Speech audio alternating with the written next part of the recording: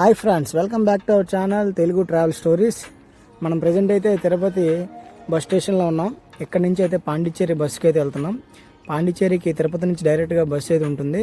Early morning 11:30కి అయితే bus ఉంటుంది. ఇది పాండిచ్చేరి వెళ్ళేసరికి 5:30 అవుతుంది ఈవినింగ్.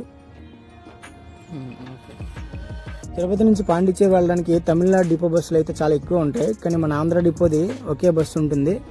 ఇదైతే కొంచెం రెక్లైన్ అవుతాయి, సీట్స్ కూర్చోడానికి కొంచెం కంఫర్ట్ ఉంటాయి. ఫ్రెండ్స్, ప్రజెంట్ టైం అయితే 1 గంట అవుతుంది. లంచ్ చేయడానికి అయితే బస్సు హైవే పక్కన చిన్న డాబా దగ్గర ఆపారు. చూస్తున్నారు కదా, ఇదే డాబా. మేమైతే బస్సు ఎక్కి ముందే టిఫిన్ చేసాం, అందుకే ఒక జ్యూస్ తాగి మళ్ళీ వెంటనే బస్సులోకి వెళ్ళి కూర్చున్నాం.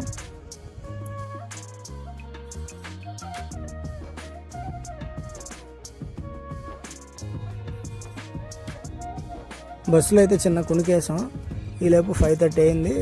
పాండిచ్చేరి అయితే చేరుకున్నాం. 5:30 అయింది పాండిచ్చేరి వచ్చేసరికి.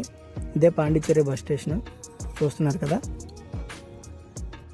పాండిచ్చేరి బస్ స్టేషన్ బయట అయితే చాలా ఆటోలు ఉంటాయి. బీచ్కి దగ్గరలో ఉన్న హోటల్ దగ్గర తీసుకెళ్ళమంటే వాళ్ళే తీసుకెళ్తారు.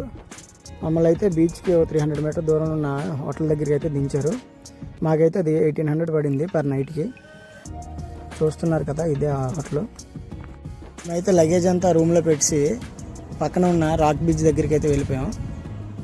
ఈ రాక్ బీచ్ రోడ్నంతటిని కూడా గోబట్ ఎవెన్యూ అంటారు. ఈ గోబట్ ఎవెన్యూ రోడ్లోనే మొత్తం చూడదగ్గ ప్రదేశాలన్నీ ఉంటాయి. బీచ్ పక్కన అలా నడుచుకుంటూ వెళ్ళాం. చాలా ప్రశాంతంగా ఉంది. ఎటువంటి నాయిస్ కానీ ఏంటి లేవు. ఈ బీచ్ రోడ్లోకి అయితే ఎటువంటి వెహికల్స్ని కూడా అలౌ చేయరు. ఓన్లీ వాకింగ్ చేసుకుంటూ మాత్రమే ఈ బీచ్ రోడ్ మొత్తాన్ని ఎక్స్ప్లోర్ చేయాల్సి ఉంటుంది.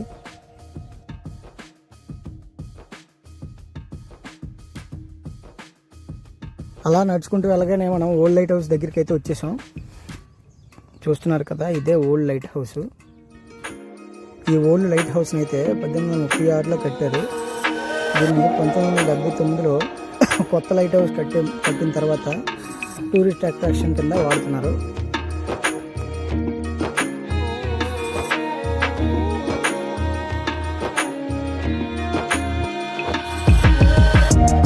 హౌస్కి కొంచెం ముందుకెళ్తే జిఎస్టీ భవన్ ఉంటుంది. ఇది పాత ఫ్రెంచ్ భవనం. దీన్ని అయితే ఇప్పుడు కస్టమ్స్ ఆఫీస్లో యూజ్ చేస్తున్నారు. జిఎస్టీ భవన్ కొంచెం పక్కన చూస్తున్నారు కదా, ఇదే ఫ్రెంచ్ మెమోరియల్. మొదటి ప్రపంచ యుద్ధంలో చనిపోయిన ఫ్రెంచ్ సైనికులకి గుర్తుగా ఇది ఇక్కడ కట్టడం జరిగింది.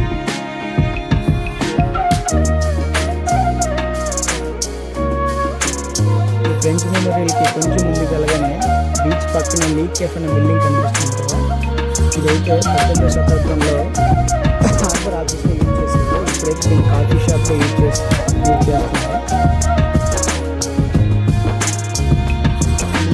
షాప్ నుంచి కొంచెం ముందుకు రాగానే అంబేద్కర్ మణిమండపం ఉంటుంది. ఇది ఒక అంబేద్కర్ మెమోరియల్గా కట్టడం జరిగింది. లోపల అంబేద్కర్ స్టాచ్యూ కనిపిస్తుంది కదా. లోపలికైతే ఎవరిని అలౌ చేయరు. టైం అయితే 10:30 అయిపోయింది. రూమ్కి అయితే వెళ్ళిపోతున్నాం. రేపు మార్నింగ్ కలుద్దాం మరిన్ని కొత్త ప్లేసులతో. ఇదే మార్నింగ్ లెగ్గానే పాండిచ్చేరిలో ఫేమస్ అయిన అరిల్ముగి వినాయక టెంపుల్కి అయితే వెళ్ళాం. పాండిచ్చేరిలో ఉన్న ఓల్డెస్ట్ టెంపుల్లో ఇది కూడా ఒకటి ఉంది. అయితే ప్రజెంట్ దర్శనానికి అయితే వెళ్తున్నాం. లోపలికి అయితే ఎటువంటి కెమెరాస్ని కూడా అలౌ చేయరు.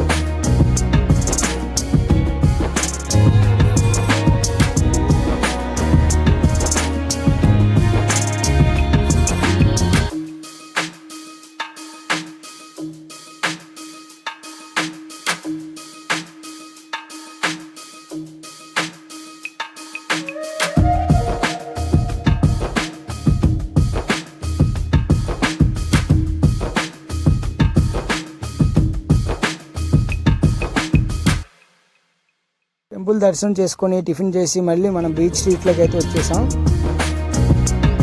చూస్తున్నారు కదా, బీచ్ స్ట్రీట్ అయితే మార్నింగ్ వ్యూ అయితే ఇలా ఉంటుంది. ఈ ఓల్డ్ లైట్ హౌస్ అయితే మార్నింగ్ వ్యూ. ఇప్పుడే అయితే పోలీస్ అన్నైతే లోపలికి వచ్చారు. చూస్తున్నారు కదా, మేమైతే రిక్వెస్ట్ చేసాం లోపలికి వెళ్తామని. జనరల్గా అయితే లోపలికి అయితే ఎవరిని అలౌ చేయరంట. రిక్వెస్ట్ చేసాం, వెంటనే మమ్మల్ని లోపలికి అలౌ చేశారు.